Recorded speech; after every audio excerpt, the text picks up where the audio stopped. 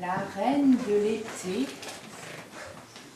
la gérante majeure des saisons, la noble dame qui sait lire dans les âmes de chacun, vit ce qui se passait avec une très grande tristesse. Son cœur frissonna devant le désastre. Elle se recueillit. Des jours et des jours, sur le sommet d'une grande montagne, et elle parla très longtemps avec l'ange de l'amour, jusqu'à ce qu'une idée jaillit de leur échange. Il lui fallait rassembler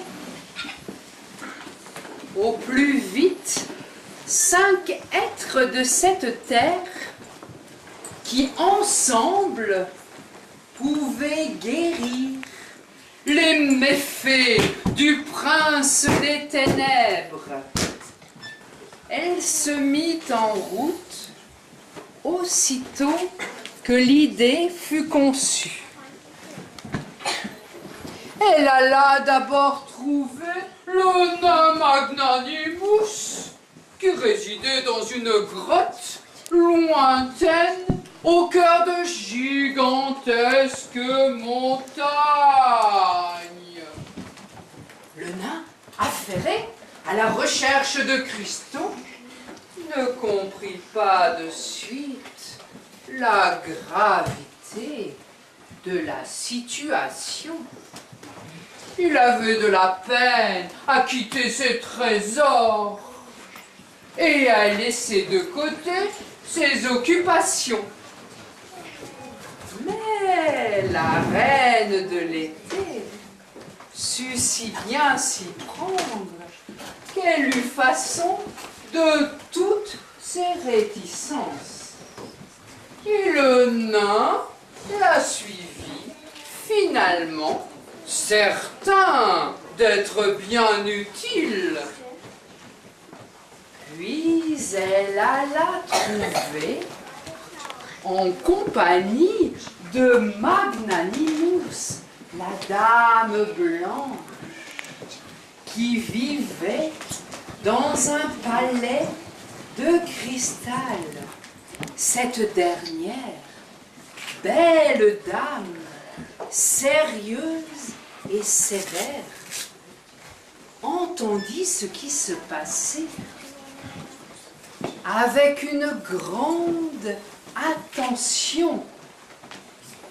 Elle concerta ses aigles blancs, ses chats et ses dauphins, qui tous lui dirent de se mettre en route avec la reine de l'été.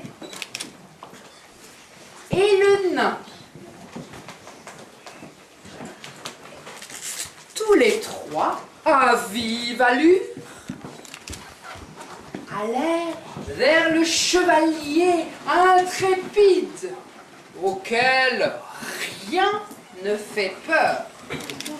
Il était sur son grand cheval noir, fier et altier, devant un château du pays du sang chaud. Un mot suffit pour qu'il soit prêt à suivre la reine de l'été. Le nain, froissé du manque d'égard à son encontre, grimpa grincheux sur le dos du cheval noir derrière le chevalier. La jolie compagnie arriva après des jours de chevauchée vers l'humble servante d'une ferme perdue dans les Carpates. Cette douce femme avait su, avant même qu'elle ne voie venir les 4 aventuriers, ce qui était attendu d'elle. Elle était prête et disponible pour de nouveaux services. La reine de l'été l'invita sur son cheval. Les 5 derniers se rendirent comme dernière étape chez celui qui avait déjà montré qu'il était à la hauteur de ce que la reine de l'été voulait de lui. Robin des Bois. Il salua chacun avec son charme mystérieux qui plut à tout le petit groupe, se montrant de suite prêt pour une noble cause.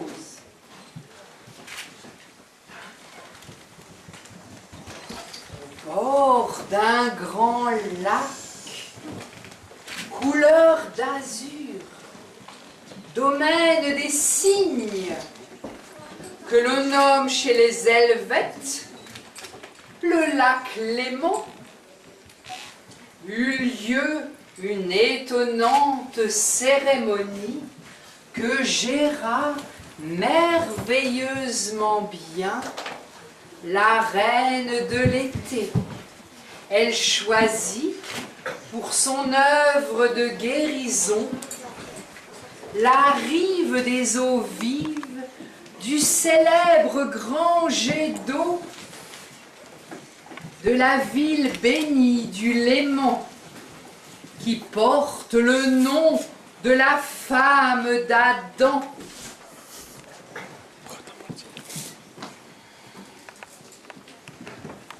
Genève. Elle parla de paix, d'harmonie de cœur, du grand royaume de l'amour. Tous l'écoutaient attentivement et chacun sut qu'il leur revenait d'aller trouver ensemble le serpent pour le salut du monde. Le serpent qui sait tout ce qui se passe sur la terre devina leur venue et comprit qu'il ne pouvait échapper à son destin. La fin de son règne était inéluctable. Le nain, la dame blanche, le chevalier, la servante, Robin des Bois et la reine de l'été vinrent chacun le prier de lâcher son sceptre.